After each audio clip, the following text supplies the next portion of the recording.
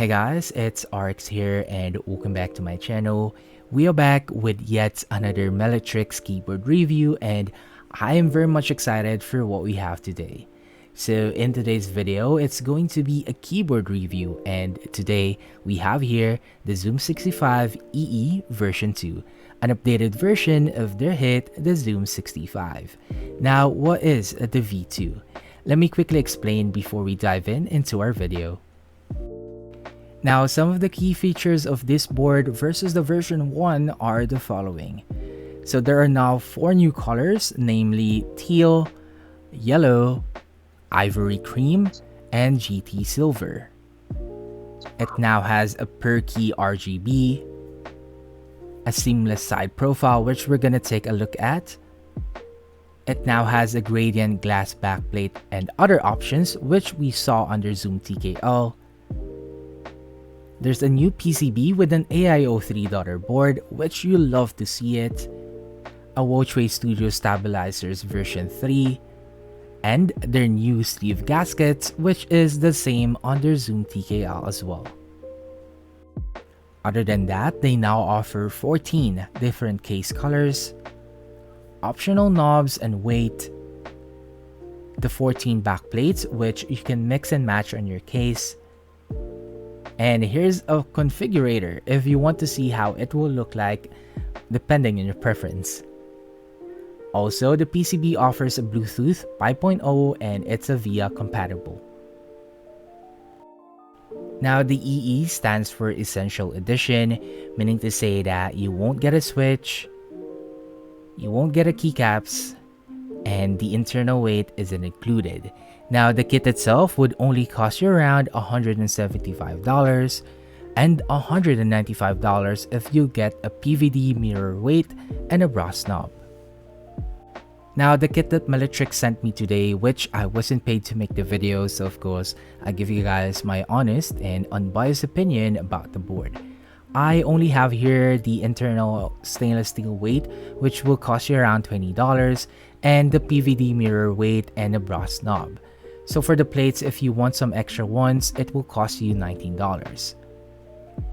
The group buy will run on January 26 until February 13, and the ETA or the delivery would be on April 2023.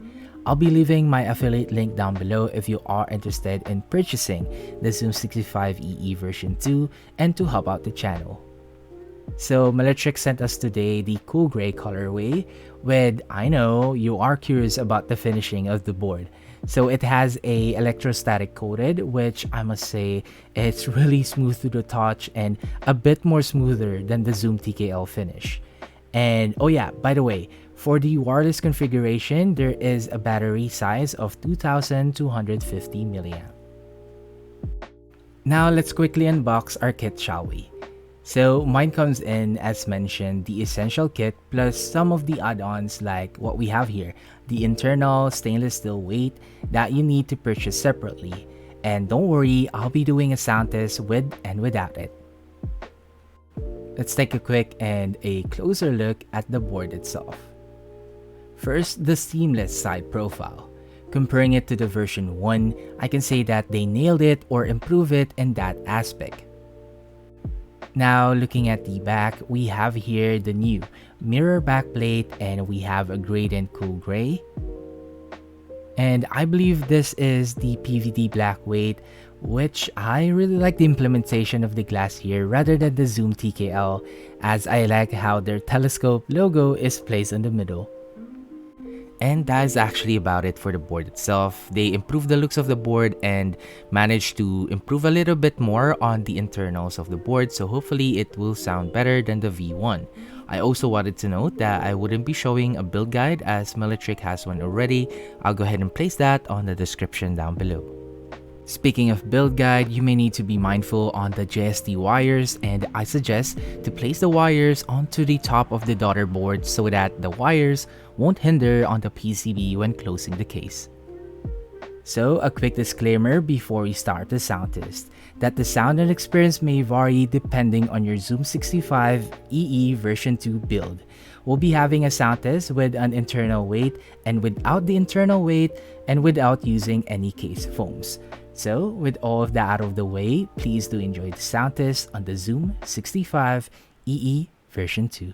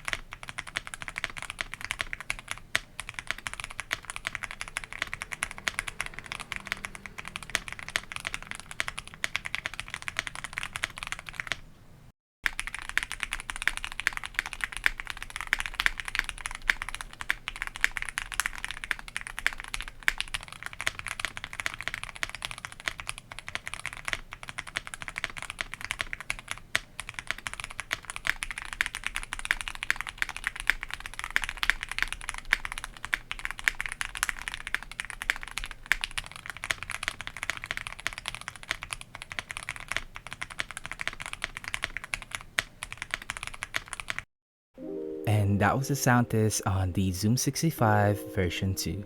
Let me know what you think about them on the comment section down below, and if you made it up to this point of the video, I'd like to say thank you for staying. Let's now talk about my thoughts on the looks of the board. First, the looks. Comparing it to the V1, I must say that you can really notice a difference between the version 2 and the version 1. Version 1 has some gaps on the side profile, while here, the seamless side profile was again implemented really nice and it was really good. Now, I'm not a really fan of knobs, but after using this for a week now, it kinda really grew on me. I know we wouldn't see the beautiful glass back, but it's nice to know that it's there, and whenever you pick it up, it would surely be a stunner to look at. Like what I've said earlier, I like the glass back plate here more than the Zoom TKL. And the finishing, I can say that it really looks and feels really smooth, and I can say at times it looks like a premium board. Now let's move on to my thoughts on the feel. As you know, I'm not really a fan of FlexCut PCB paired with a FlexCut's plates, but I must say I quite got used to it because of this board. I used the board for almost a week and a half now, so I really dailied the board before writing this review. So if you have the board without the internal weight, you can expect a bouncy and a flexy typing feel, but not to the point that you would feel the PCB hitting the bottom case. It's still somehow satisfying for me, but if you prefer this kind of typing feel, you would really enjoy it.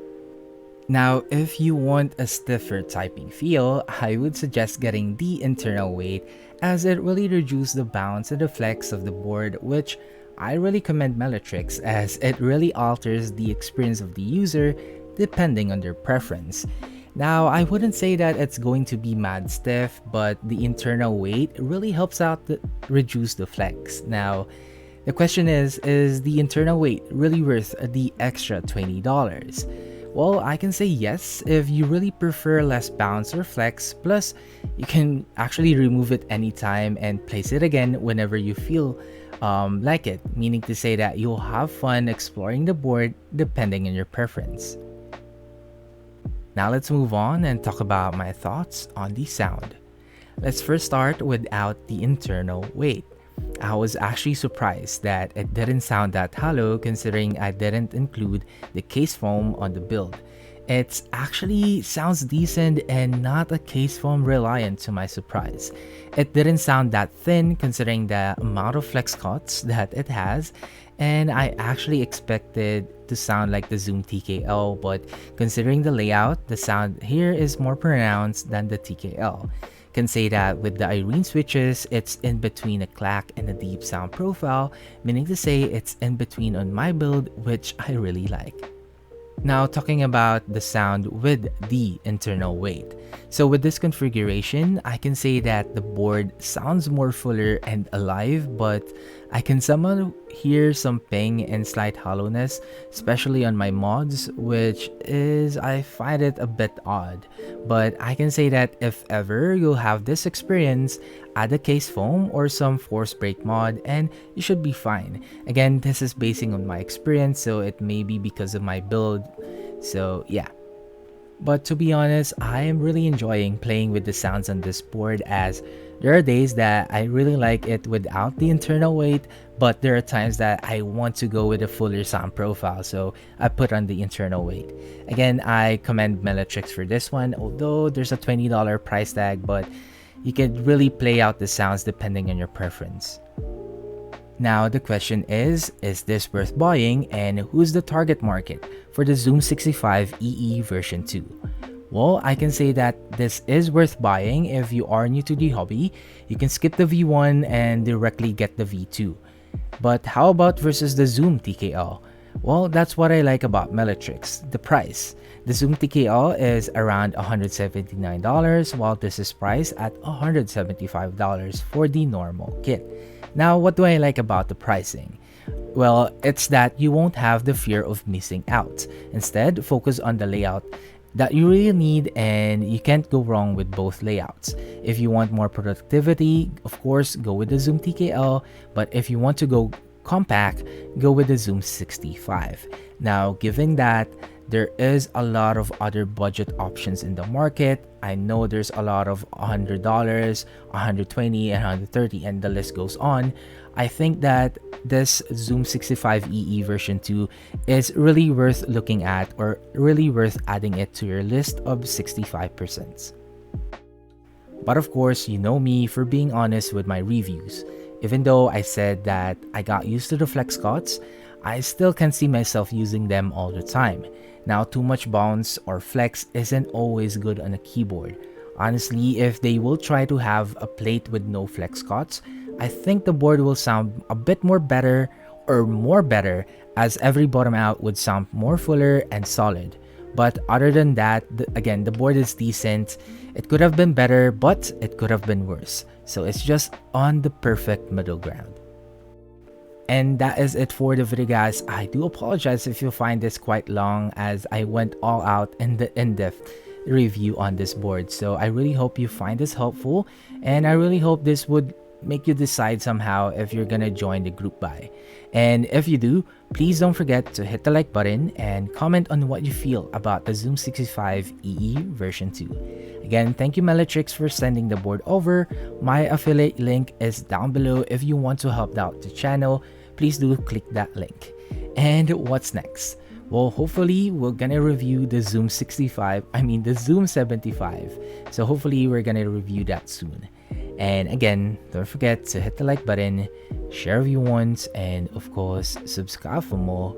And I'll see you guys on the next review. Peace.